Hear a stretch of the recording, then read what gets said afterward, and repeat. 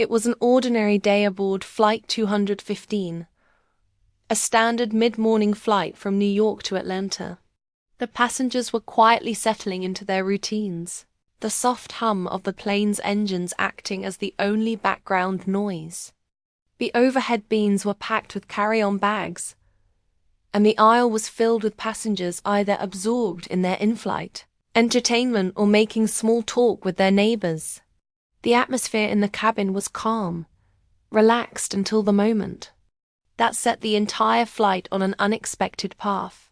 Marcus, a black man in his mid-30s, had been traveling for hours, hopping from one airport to another. He was finally en route to an important business meeting in Atlanta, an event that could shape the next phase of his career. He'd already spent a long time in the air, and his throat was dry from the recycled cabin air. He could feel the weight of fatigue pressing against his eyelids, but the anxiety of the upcoming meeting kept him wide awake. As he shifted in his seat, he glanced around, noting the mix of passengers around him. He was hoping for a smooth, uneventful flight, but his peaceful journey was about to take a sharp, uncomfortable turn. Carrying a long history of air travel, Marcus knew the routine. The snacks, the drinks, the little pleasantries that come with being a passenger. But this time, something felt different. The flight attendants had been circulating through the aisles, performing their duties with professional indifference. It seemed like a typical flight, but Marcus could sense a slight unease in the way the attendants moved through the cabin, their eyes flicking quickly over passengers, never lingering for too long. Kathy, a flight attendant with nearly 15 years of experience, moved down the aisle first, her face set in a practiced, neutral expression. She didn't notice Marcus as she passed, busy handing out drinks to a group of passengers near the front of the plane. But Marcus didn't mind. He wasn't in any rush to get served. He waited a few moments, then raised his hand politely to signal that he'd like a drink. It wasn't a demanding gesture, he was just asking for something that was well within his rights as a passenger. A simple request, the kind that people make every day when flying. As the flight attendant passed by again, this time making her way down the aisle with the beverage cart, Marcus again raised his hand. "Excuse me," he said, his voice calm but firm. "Could I please have a glass of water?" Kathy, who had been moving swiftly down the aisle, didn't immediately acknowledge him. She continued with her tasks, pouring drinks and making small talk with other passengers. After a moment, Marcus repeated his request, a little louder this time. "Excuse me, I asked for water." Kathy looked up, finally noticing Marcus. Her expression was distant, as if she was momentarily surprised by his request. She stopped in front of his row, glanced at the rest of the passengers, then back at Marcus. She furrowed her brow as if trying to assess the situation. The seconds stretched into an uncomfortable silence. Kathy took in Marcus's appearance, his professional attire, his calm demeanor, and made a quick judgment. She had already begun to form an opinion about him before her response even left her lips. "No," she said, curtly. "You don't need any more water. We're running low." The words hung in the air, strange and dismissive. Marcus blinked, unsure whether he had heard her correctly. He knew they were flying at high altitude, but the idea of running low on water was baffling. There were plenty of passengers who had already been served, and the flight had just started. Surely it couldn't be true. Water was a basic service, an essential part of flying, yet she had refused his simple request with no explanation other than that they were running low. It made no sense. But Marcus, who had dealt with his fair share of microaggressions, knew immediately that something was off. This didn't feel like a normal flight attendant's routine refusal. It felt personal. Marcus tried to process what had just happened. Was this simply a flight attendant being overworked and overwhelmed? Or was something else at play here? He didn't want to make a scene, but the situation felt far from ordinary. The air between them was charged now, and he could see the subtle shift in Kathy's attitude as she stood there, waiting for him to react. "Excuse me?" Marcus said, trying to keep his voice steady. "I'm not sure I understand. I only asked for water. I'm not asking for anything excessive." Kathy shifted, uncomfortably, her eyes darting to the passengers around her. There was something in her body language and unease, a tension as though she was suddenly aware that this interaction was attracting unwanted attention. Marcus could feel the weight of her gaze, her judgment. The other passengers were watching. Now, some out of curiosity, some out of discomfort. Kathy seemed to recognize this, but rather than apologizing or offering an explanation, she responded dismissively. "Sorry, we have limited resources," she said, her tone short and almost defensive. "You'll have to wait until we get to the back." Marcus could hardly believe his ears. He tried to wrap his mind around what she was saying, but no matter how he analyzed it, it still didn't make sense. He wasn't asking for anything extravagant, just a glass of water, and yet she had refused him with no valid reason. The refusal felt deliberate, and Marcus couldn't help but wonder if it had something to do with him. Before he could respond, Kathy turned and walked away, moving down the aisle without a second glance. The silence in the cabin deepened, and Marcus was left staring at the back of her head, his mind racing. The refusal wasn't just about the water, it was about something deeper, something more insidious. The growing tension. Marcus sat there for a moment, his hands gripping the armrests. He tried to remain calm, but the frustration bubbled up inside him. He looked around the cabin, his eyes meeting the gaze of a few nearby passengers. No one spoke, but a few of them gave him sympathetic looks. They had all witnessed the exchange. They knew something wasn't right, but no one seemed willing to step in, to challenge what had just happened. The flight attendants had moved on to the next row, continuing their duties as if nothing had happened. But the tension was thick in, the air lingering over Marcus like a dark cloud. He knew he needed to address this, but how? He wasn't sure what to do next. The refusal had felt like an affront, a moment of subtle but unmistakable discrimination. He had been dismissed based on nothing more than an assumption about who he was and what he deserved. A few minutes passed before Marcus made his decision. He wouldn't let this go. He couldn't. This was bigger than just asking for a glass of water. This was about being treated with respect. He pressed the call button. Marcus sat in his seat, his hands clenched tightly around the armrests. He had always prided himself on keeping calm in situations like these, on letting things roll off his back. But today, something about the exchange felt different. It wasn't just the refusal of water, it was the way he had been treated. A simple request had turned into something much deeper, something he couldn't ignore. He had faced discrimination before, but this felt like it was tied to something more insidious, something hidden beneath the surface. The other passengers in the cabin had gone back to their activities. Some were still sipping their drinks, others reading their books, but Marcus could feel the weight of the situation hanging in the air. The atmosphere felt off. People exchanged subtle glances, some unsure of how to respond, others too afraid to get involved. But for Marcus, it was clear. This wasn't just about water.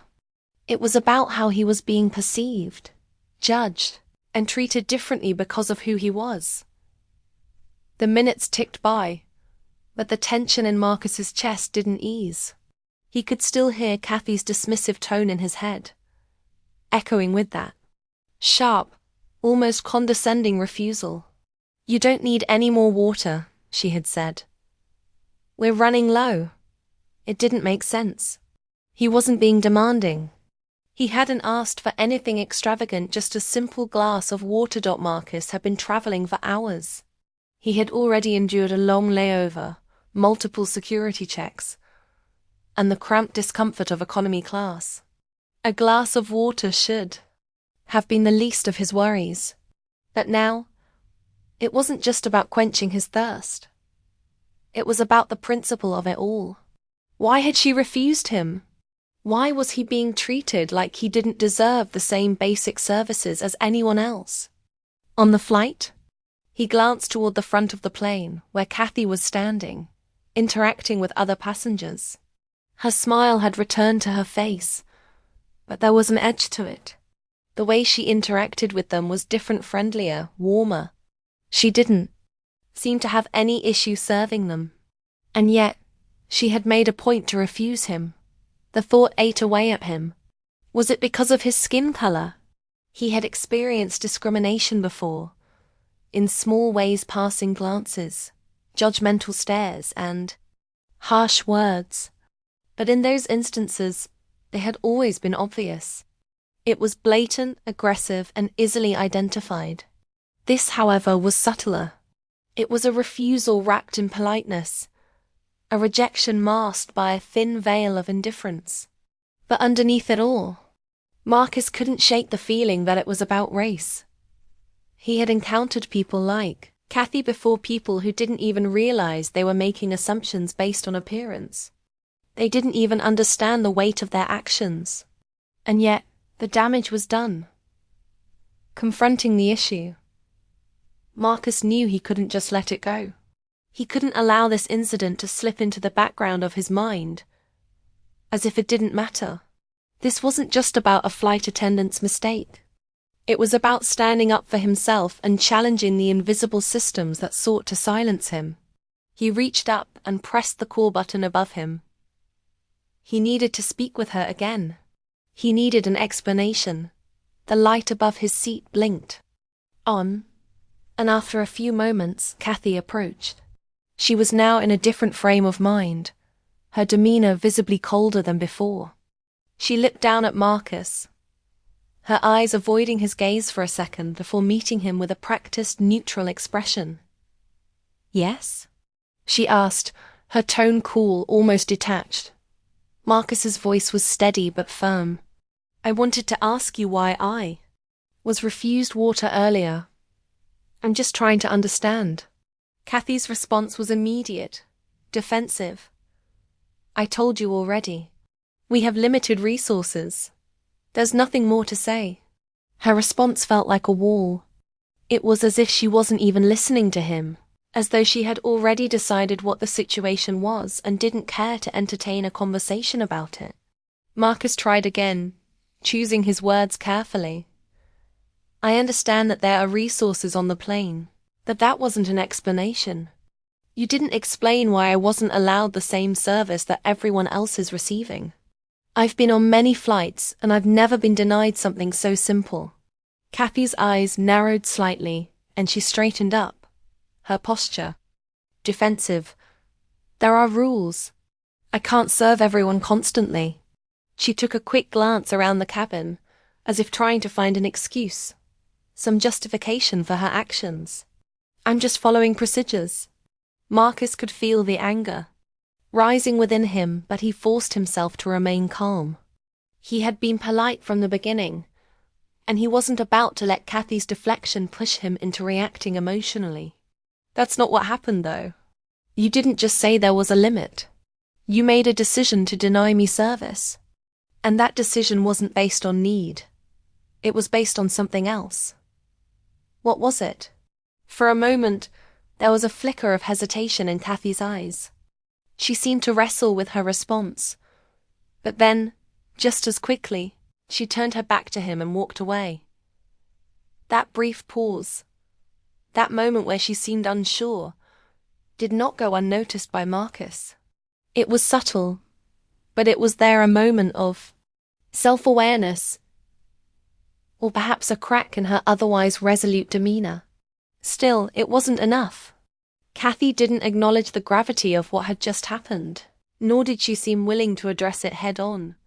Marcus sat back in his seat, the weight of the exchange settling heavily on his shoulders.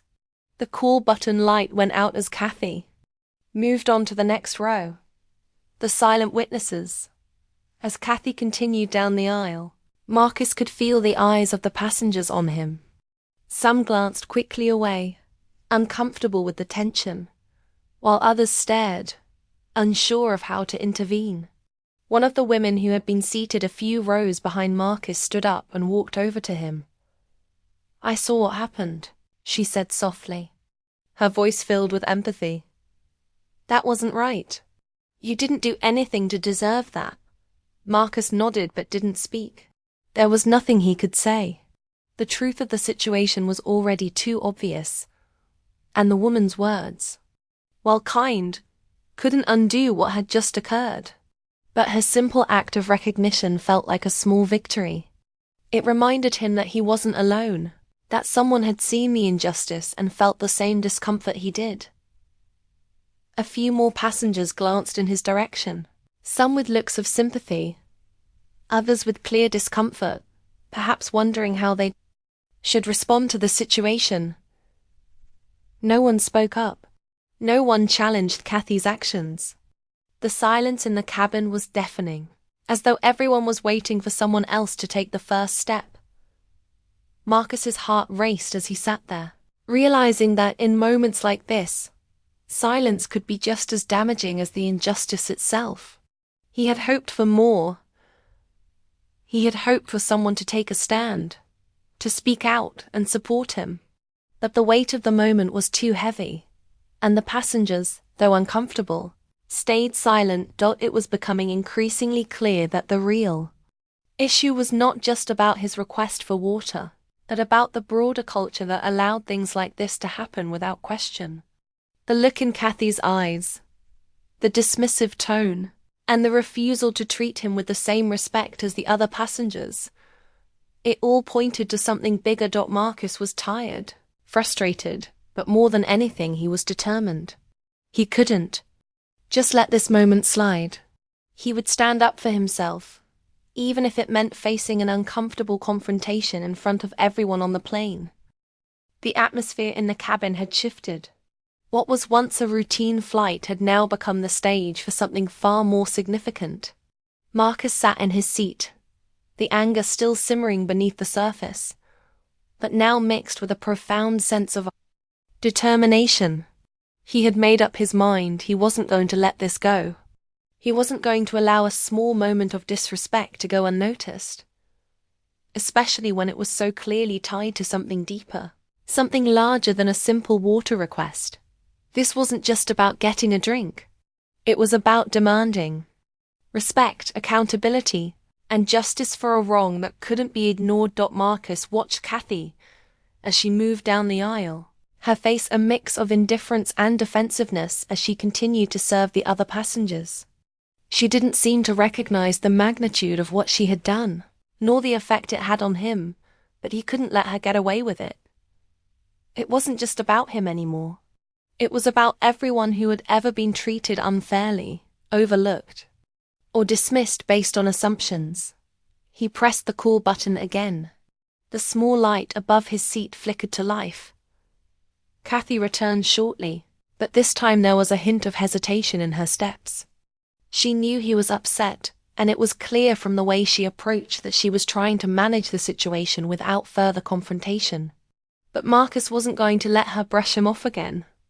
She arrived at his seat and looked down at him, her expression somewhat apologetic but still defensive.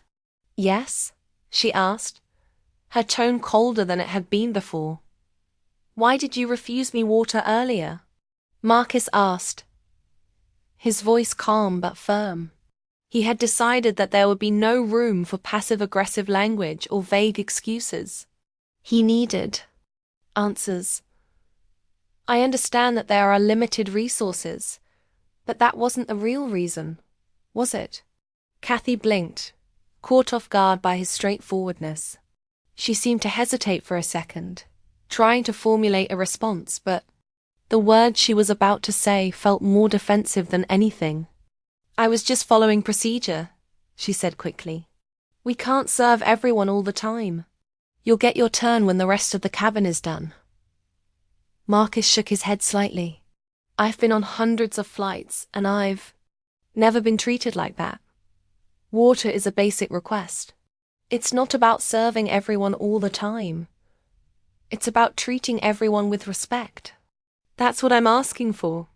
The fact that you even had to refuse me tells me there's something more at play here. For a moment, Kathy didn't respond. Her eyes flickered briefly, as if she was internally grappling with the weight of his words. But she didn't seem ready to take responsibility. Instead, she stood still, looking at him with a mixture of defensiveness and something else. Maybe regret, maybe guilt, but it was fleeting. The tipping point. It was then that another passenger, a middle-aged man seated near the front of the far cabin, stood up and spoke. He had been listening to the exchange from his seat, and he had clearly had enough of watching the situation escalate without any action. "Excuse me," he said, addressing Kathy with authority. "What happened here isn't right. You can't just refuse someone like that. He's not asking for anything unreasonable." Everyone here saw it. His voice was calm, but there was a quiet intensity that made it clear he wasn't about to let this pass without further scrutiny. Kathy's face flushed with discomfort. She hadn't expected this kind of pushback, and it was clear that it was affecting her. The man continued, his words gaining strength as he spoke. "We all deserve to be treated fairly, no matter who we are. No one should be made to feel lesser than anyone else, especially not on a flight where we're all supposed to be equal." There was a brief silence in the cabin as Kathy turned toward the man, her jaw tight. The other passengers were now watching, some nodding in agreement, others looking around uncertainly. Kathy shifted uncomfortably, realizing that the eyes of the entire plane were on her. She couldn't just dismiss this anymore. Marcus was no longer the only one challenging the situation. The entire atmosphere had changed. The captain steps in. From the front of the plane, the door to the cockpit opened. The captain, a tall man, in his mid-40s, walked out into the cabin, his face set with concern. He had clearly been informed of the situation by the flight attendants. The moment he entered the aisle, his eyes met Kathy's, and his expression hardened. Without a word, he approached her and spoke loudly enough for the whole cabin to hear. "Kathy, please come with me." Kathy's face paled. She didn't say anything, but her body stiffened. She knew what was coming. There was no denying it now. Her actions were no longer just a matter of inconvenience. They had crossed the line into something much more serious. As she walked to the front of the plane, several passengers looked at each other, unsure of what was happening. Some were relieved that the situation was being addressed, while others were silently uncomfortable, not wanting to get involved. When Kathy reached the front of the cabin, the captain addressed her in front of everyone, his tone direct but measured. "Kathy, I'm sorry, but I'm going to have to ask you to step off duty. Your conduct toward this passenger was unacceptable. We have strict policies on treating all customers with respect, and your actions violated that policy. Please return to your seat for the remainder of the flight, and we'll arrange for you to exit the plane upon arrival." The weight of his words settled over the entire cabin. The passengers remained silent, watching as Kathy slowly turned around and began to walk back toward her seat. It wasn't just an ordinary reprimand. It was a public firing, and it sent a clear message to everyone aboard. Actions have consequences. As Kathy passed by Marcus's row, their eyes briefly met. There was no apology, no remorse, just the cold, distant look of someone who had been caught. The aftermath. For the rest of the flight, Kathy remained seated, her face downturned and her posture slouched, as though she was trying to shrink into herself. No one spoke to her. The passengers had witnessed the moment of justice, and the tension in the cabin had dissipated, but it was replaced by a strange quiet. Marcus, though relieved that something had been done, didn't feel victorious. No one applauded, no one cheered. There was no celebration. He didn't want to see someone lose their job, but he knew that what had happened was necessary. There had been a wrong, and it had been corrected. But it wasn't about punishing Kathy. It was about holding people accountable for their actions, no matter how small they might seem at first. As the flight continued, Marcus felt a sense of closure, even though the scars of the experience would linger. He wasn't going to forget the moment when he was treated unfairly, nor the rush of emotions that came with standing up for himself. He knew, too, that this wouldn't be the last time he'd encounter a situation like this. But now he had learned something valuable. Speaking up, no matter how uncomfortable it might be, was always worth it. When the plane finally touched down in Atlanta, the captain made an announcement over the PA system, thanking the passengers for their patience during the unusual circumstances. But to Marcus, the journey was about more than just the flight. It was about recognizing the importance of respect and standing up for what was right.